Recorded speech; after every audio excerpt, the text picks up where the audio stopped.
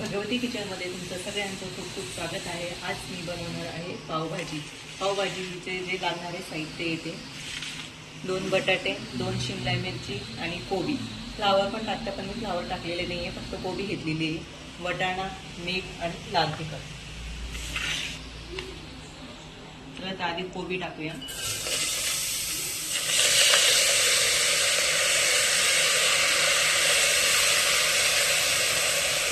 शिमला मिरची आणि बटाटा मिक्स करून घेतलं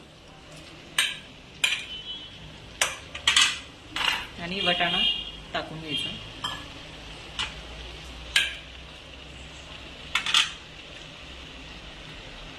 लाल मिरची पावडर अर्धा चमचा, अर्धा चमचा मीठ मिक्स करून घ्यायचं।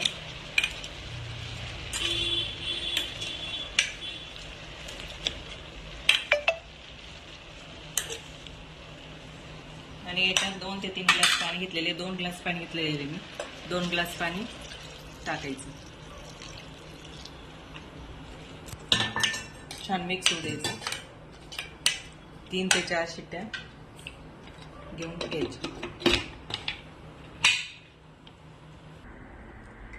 हे बघा भाजी शिजलेली आहे, शिजून गेली, छान मस्त अशी डाळ झालेली आहे। आता तिला ब्लेंडरने दळून घेऊया।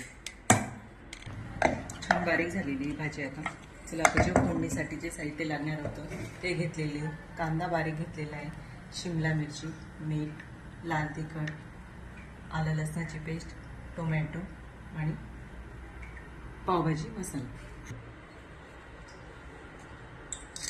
तेल टाकून घेऊया।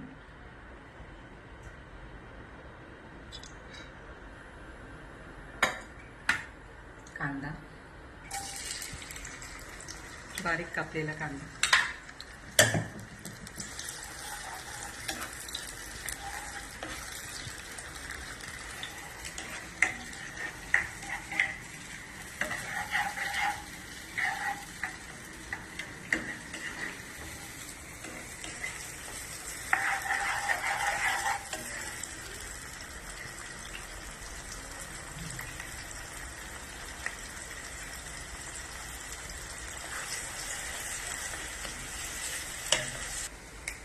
शिमला मिरची,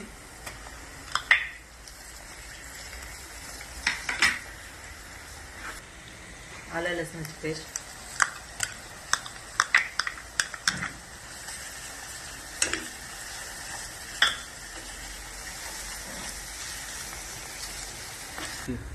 लाल तिखट,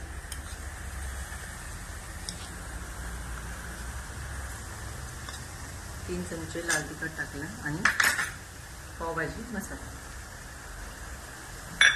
मिक्स करून घ्यायचा छान।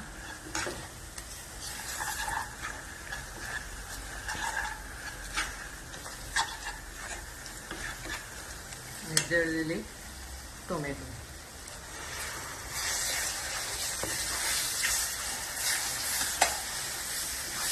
मी मिक्सरमध्ये बारीक करून घेतलं होतं, दळून घेतलेले आहे आणि शिमला मिरची किसून घेतलेली आहे।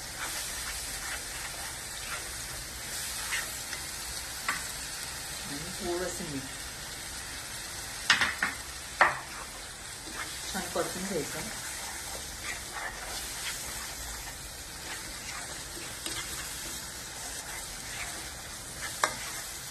छान असं तेल सुटेपर्यंत छान असं परतून घ्यायचं।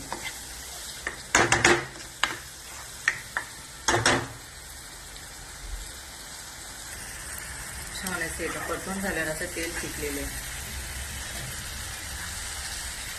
आता भाजी याच्यात टाकून घेऊ।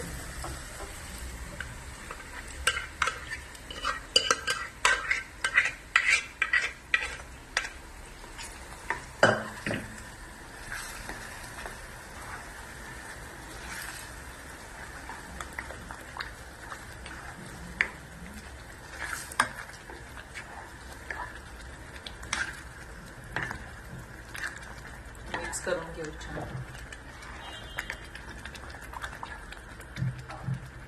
छान भाजी तयार झालेली, छान कलर आलेला आहे।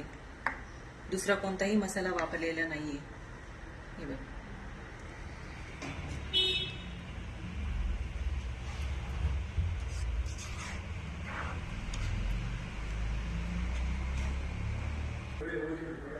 तर आपली पावभाजी तयार झालेली आहे. छान कलर आलेला आहे आणि मी मसाला पाव बनवलेला आहे. चला, तुम्हाला नक्कीच आवडली असेल तर शेअर करा आणि लाईक करा. धन्यवाद.